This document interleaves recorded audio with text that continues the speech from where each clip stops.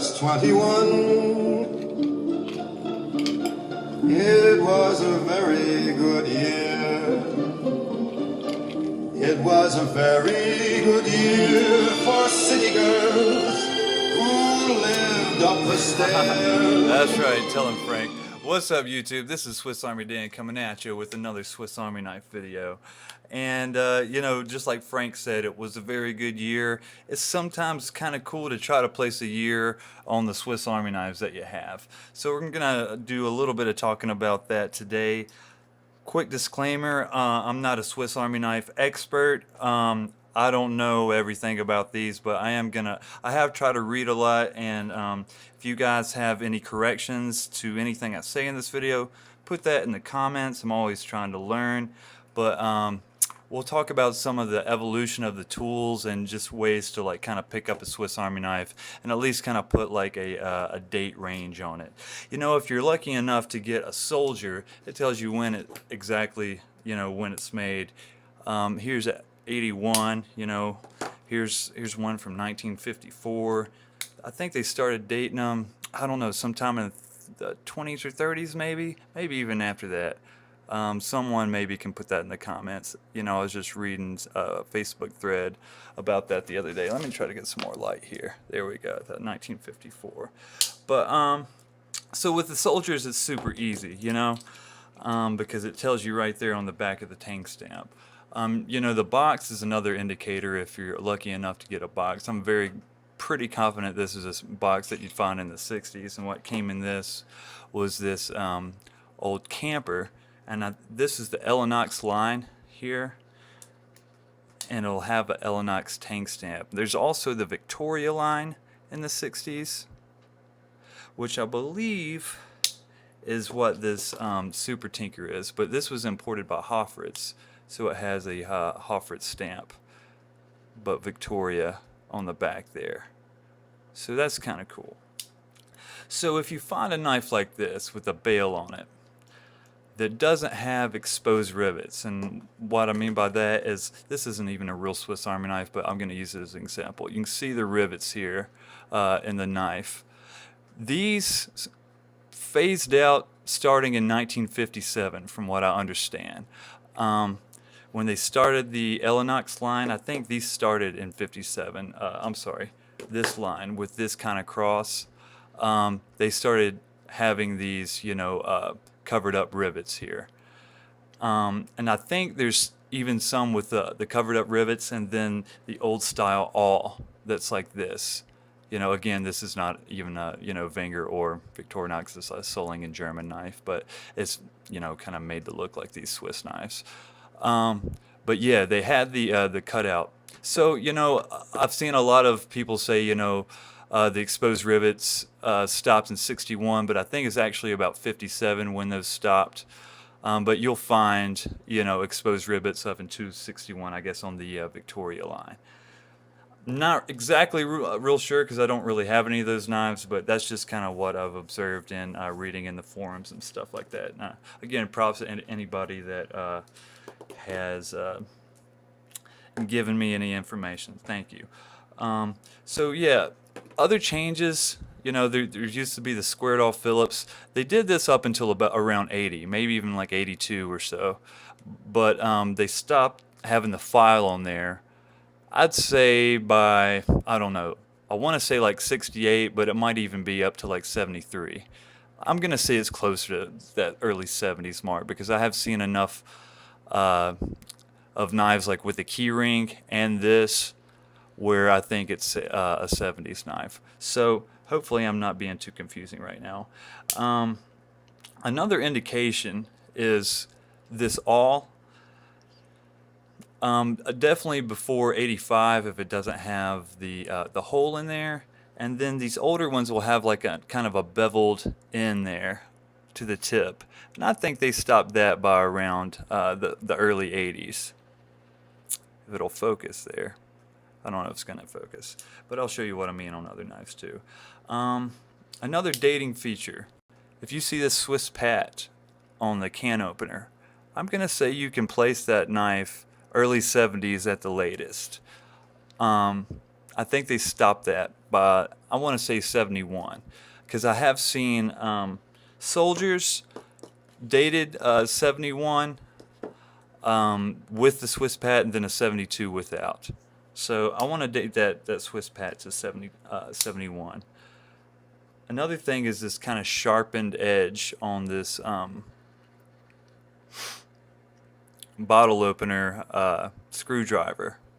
This edge right here. I think that thing, it phased out by the 70s. So if you get a knife with that in there, it's probably pre 70s at least.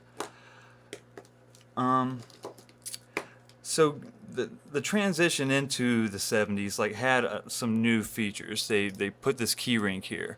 So they started putting the key rings on there officially, I guess, by the books around 68.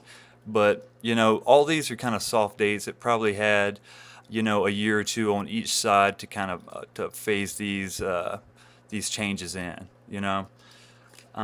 This one still has the file. No can key, but the file on the Phillips. And again, it has this older style awl with the beveled end, sharpened. This one does not have the Swiss Pat, so I want to place this one between like 72, 73. Another indication that it's 70s is these aluminum tip tweezers, which they stopped around 78 from what I understand. And then the clip point blade, which is most collectors agree, I think, around 73 when they started phasing this out and having the spear point blade for the small blade. The scissors, these are actually missing the spring, but I think it would be that single leaf spring for the scissors on these. This is a newer acquisition that I just kind of found in the dirt.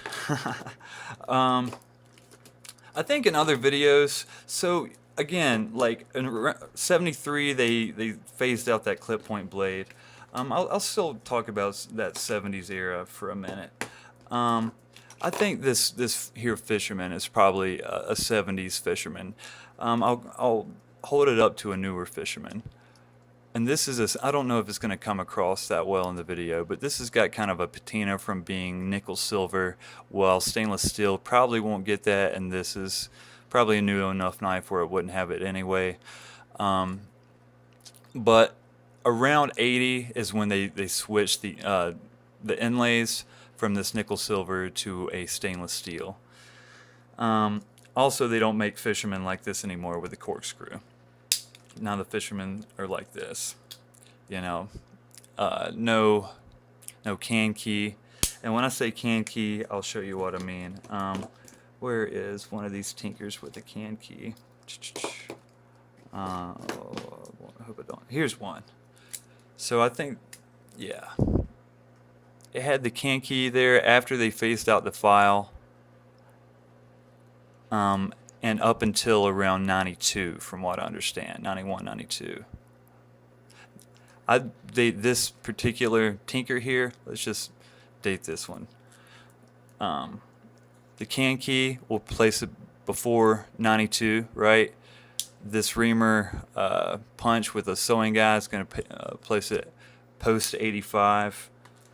You know, this large V Victorinox is going to place it post 84, or I'd say post 86, and then pre 2004, I believe. So I'd say this knife was made sometime between 1986 and 1992, something like that. And I got it because it's just like the one I had as a kid. It's probably like the one MacGyver would carry. I got the Spartan equivalent of that. You know, it's going to have that fluted corkscrew, which they stopped around 91.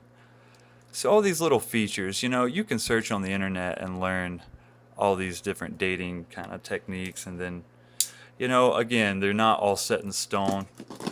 One of the, like this Swiss Champ, it'll really tell you a lot about. This is a 70s box. I don't have the receipt for it, but it was $26.99 back in the day for a Champion. So I think this is from the 70s. It does have that nickel silver tweezers there.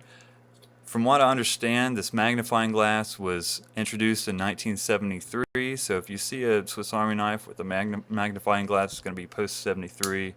Same story with this inline Phillips that does have a 90-degree stop in it from the get-go. No Swiss Pat on the can opener. By then they had phased out the sharpened edge on the cap lifter. Here's the Tang stamp. It's going to have the small V here and the crossbow on the back. Oh, goodness gracious, I've never even noticed. This this champion doesn't not even have a stamp on the back, you know? Goodness gracious, nothing at all there. Look. I've seen a couple other knives like that, you know, but I never even noticed. I just had this champion. I've had a few of these things, and, you know, this is the last one I've had, and I held on to it because I have this box with it, but never even noticed it didn't have a stamp. But anyway, that's interesting. So, anyway, YouTube, here's like the boxes I think they started using in the 80s, sometime in the mid 80s, and phased them out by the early 90s. This is like a 90s to early 2000s box. I had some other ones, but you know, I ended up really liking these 80s boxes. They're super cool. Here's a rucksack that I have. I mean, I just like the 80s knives in general. One other thing I did want to talk about here was the camping logo.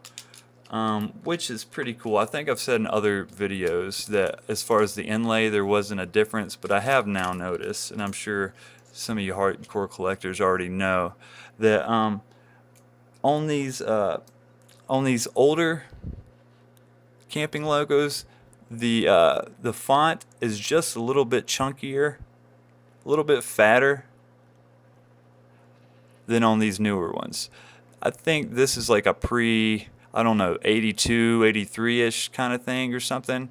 And then it gets a little bit thinner here. And I think by like the late 90s or 2000s, they went to this hot stamp. So that's like kind of another way to date them. Also, I did want to include about like these golfers and compacts. This showed up in the very early 80s. The combo tool showed up, I think, around 82-ish. The 84 millimeter scissors stopped sometime around 86-ish, from what I can tell, maybe a little bit later than that. And this little mini screwdriver, they started including that in like 82 or 83, from what I can tell. They didn't have a little hole for the straight pin early on with the golfers. Like here's one with plus scales, but no hole for the straight pin. So I think it's kind of like that mid 80s golfer. I think they started putting that straight pin in there maybe around 91 or 92. But they're really cool knives. They're really cool knives. And then, you know, you end up with this, you know, this is the newer box and a newer compact, which is the new version of the golfer, which is really improved in a lot of ways. I love the compact, and I really love this file and hook that you get. I mean, why not use that space for something? I don't think, you know, I'm not sure about you modding guys. I don't know if anybody successfully put an awl on the back of a compact instead of the hook, which would be cool. But you know, I'm a big fan of the hook. I don't mind it one bit. So hopefully I didn't just talk in circles, and maybe gave you guys some indications about how to date your Swiss Army knife. I don't know. If you have any questions, hit me up at swissarmydan@gmail.com, or put it in the comments or whatever. Hope you guys are doing well. Like, comment, subscribe, all that. Remember to be kind to each other. Swiss Army Dan is out.